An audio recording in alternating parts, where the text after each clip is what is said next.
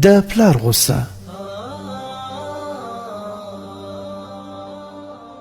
و یو وخت یو سړی چې ډیر غریب او مسکین و، د به تل دا ارمان درلود چې کاش کې مې یو سواري موټر درلودی. وختونه د تیریږي، یو وخت د سواري موټر خاوند شو. دا موټر ډیر ورباندې ګران و، هره ورځ به یې پرېمینځلو، ښه پاک به یې ساتئ. یوه ورځ د موټر د پرېمینځلو وروسته ستړی شو او سم د لاسه ویده شو. کله چې راویښ شو، خپل ماشوم زوی یې ولیدی چې یوه تیره تیږه یې په لاس کې ده او پر موټر باندې خطکه شوي. د دې په لیدلو سره یې پلار ته سخت قهر ورغلی. دې ته یې ونه کتل چې بچی یې څه شی لیکي. پلار یې له ډېرې غصې یو سکرنج راواخیست او په هلک پسې ورغلی. هلک یې دومره ووهه چې ګوتې یې ورماتې کړې او تر روغتون هسپتال پورې ورسوه. دا وخت هم تیر شو. له دې نه یو څو زمانه وروسته د بچي د 1 کلنۍ غاښ ولوېد. بچی یې وارخطا شو او په بیړه سره یې لوېدلی غاښ خپل پلار ته راوړو. ویل پلار جانه، دا غاښ مې ولوېد. پلار یې په خندا سره ورته وویل په دې کې د حیرانتیا څه خبره ده چې دومره وارخطا یې؟ د ځوانۍ نوی غاښ ته دې پر ځای راځي، غم یې مه کوه.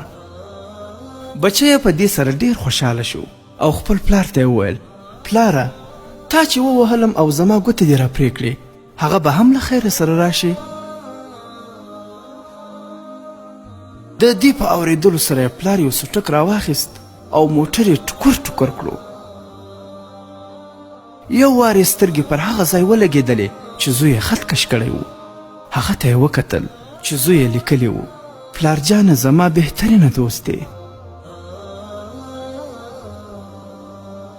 د دې په لیدلو سره یې په چیغو چیغو وژړل، خو لاس ته یې څه رانغلو ځکه وخت تیر شوی و.